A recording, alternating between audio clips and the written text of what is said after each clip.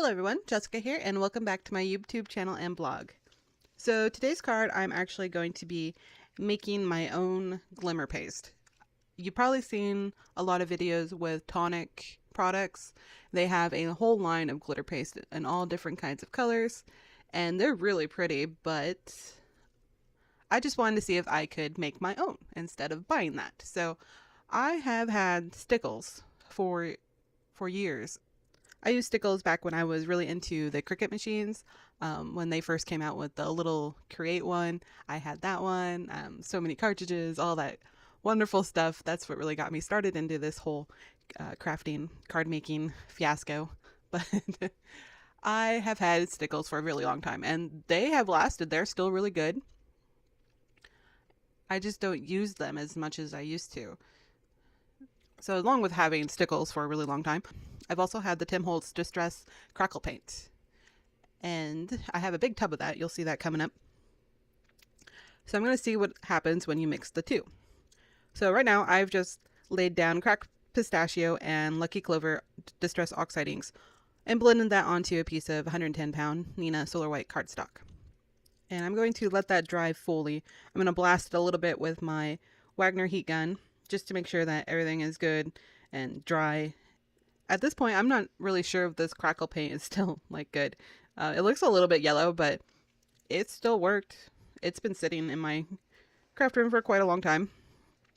And then I'm going to add gold Stickles right to the crackle paint and just kind of mix those together with my palette knife.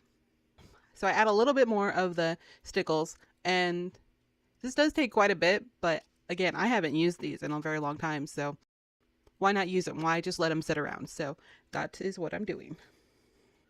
Now I have this stencil. Unfortunately, this one is no longer carried at Simon Says Stamp. It might be discontinued, but this is a Dilutions stencil, and it just has that really pretty leaf.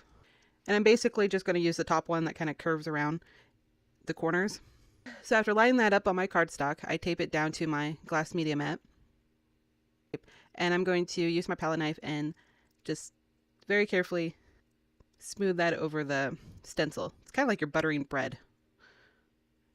And I'm wiping it off on the lower right hand corner because the Distress Oxide ink reacts with water, and this will actually kind of pick up that pigment a little bit, so it's turning kind of a greenish yellow, which I'm okay with. I want it to turn a different color than the background, but I don't want it to be like too muddy yellow, and then you can just pull that right up, and that's what you get.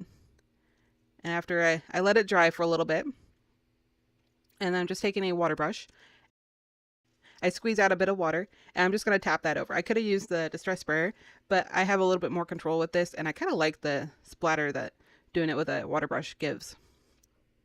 So I accidentally got some of the paint over on one of the other leaf images on the stencil, and I didn't want to just leave that there. I thought it looked kind of funny. So I wiped it up really carefully, and it still left a bit of a mark because the Distress Oxide paint had already reacted with the crackle paint. So I'm going to try to kind of camouflage that with the water. So I drop a little bit of a larger pool of water there, and then I go through the rest of the piece and add more of the larger water droplets to kind of blend it in. This didn't really work. It was worth a shot, but it didn't actually cover it up. It just kind of made it worse. So I do actually get to cover it up. I'm going to use Nuva Drop, and that'll help camouflage it. And then I go through on the rest of the vine and add more drops here and there. I added some larger ones and then some smaller ones. And now we're going to get to the stamping part. This is going to be a Mother's Day card, which is part of my Mother's Day card series. So I just got this ink road stamp in, and I really love the look of this one. It's rather a large stamp, and just the font is so pretty. So we're going to heat emboss this in gold. So I have my Tim Holtz stamp platform, and I put that on there. I'm going to let it hang off the cardstock just a little bit, and then I stamp it in Versamark.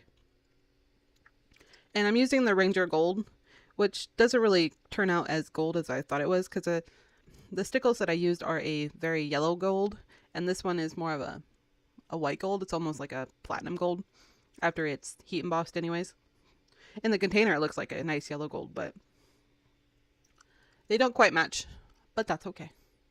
They don't need to match, right?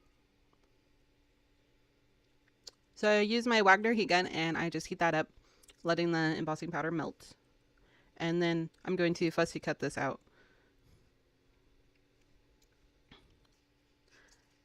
I always go off camera when I fussy cut. I don't mean to, I just kind of get it, I need it really close to me. Alright, so I'm going to emboss a smaller sentiment for the card, and I do that using the Simon Says Stamp black cardstock with the white embossing powder.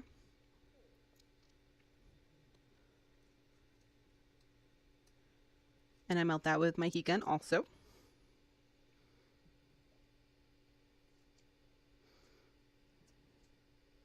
And then I trim that up using my little paper cutter, my little tonic paper cutter.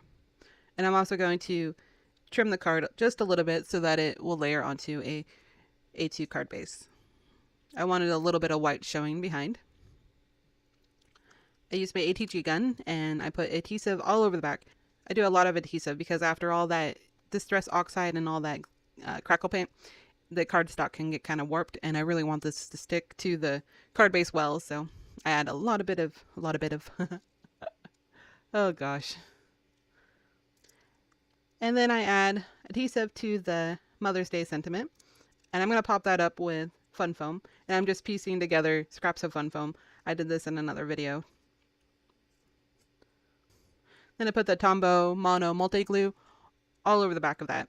I like to use this glue, especially for something large like this, because you have a little bit of give, so you can move it around. You can move it around just a little bit to adjust it, as long as you don't move it too far, because it'll completely ruin your background if you decide you want it up on the right hand side, but then decide that you want it over on the left hand side. You can't do that because it'll ruin all that Distress Oxide blending that you did. So to finish the card, I'm going to pop up the smaller sentiment, the one that I white heat embossed. Then I'm going to add a small strip of yellow cardstock underneath that, just so it pokes out just a little bit. And I'm off frame again. Alright, so you gotta let me know if you use Stickles still. What do you use them for, or are they just sitting around like mine were, collecting dust? All the products I used today are linked on my blog.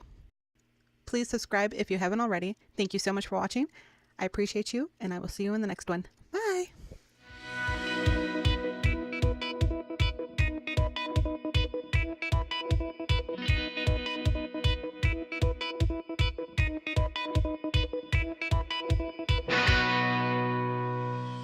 Meh, meh.